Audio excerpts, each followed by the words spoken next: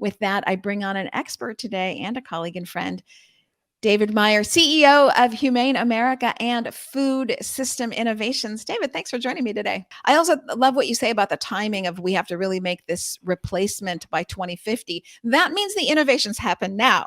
You don't replace an entire global food supply system that's worth $8 trillion. You don't, replace that, in 2049, just in time for 2050. That kind of scale, which is why I opened this show saying, I'm not sure people understand the scale of what we're talking about. 80 billion land animals in factories. It's a colossal shift that has to happen. So the innovations, we support that with investment now, and the transitions start, just like the curve says, 2030, then to 2035 and onwards. I think the carbon markets can help. I have a pet peeve about the term carbon.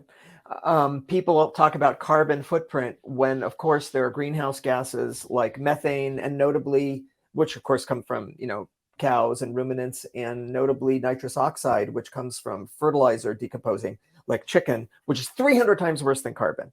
So we talk about carbon equivalency of those greenhouse gases. But I think that Can you repeat that? Sorry, I want to get that. I want to make sure I get that.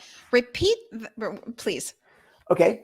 There are other greenhouse gases that human activities release besides carbon. Carbon is the catch-all term we use, your carbon footprint. For example, in animal agriculture, which is a huge contributor to climate, more than the entire transportation section, the gases are, of course, carbon involved in transporting and things like that.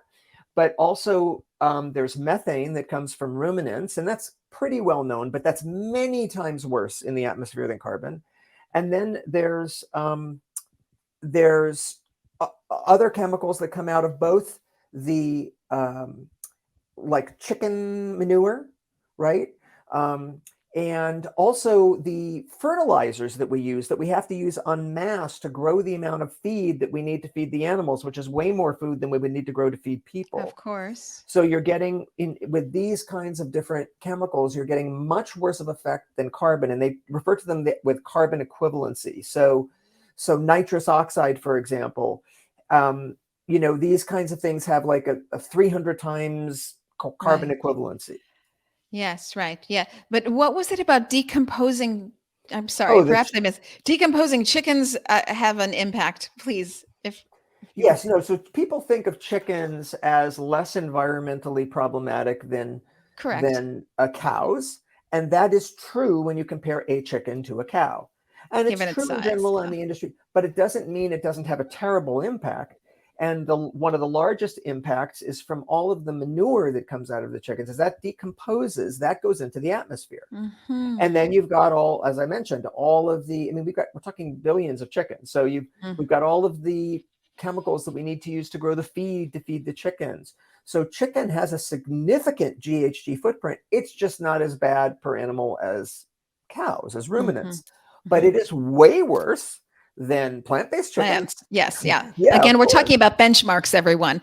These conversations only make sense when you compare it to something. So I understand this benchmark, and I think most of the listeners do as well.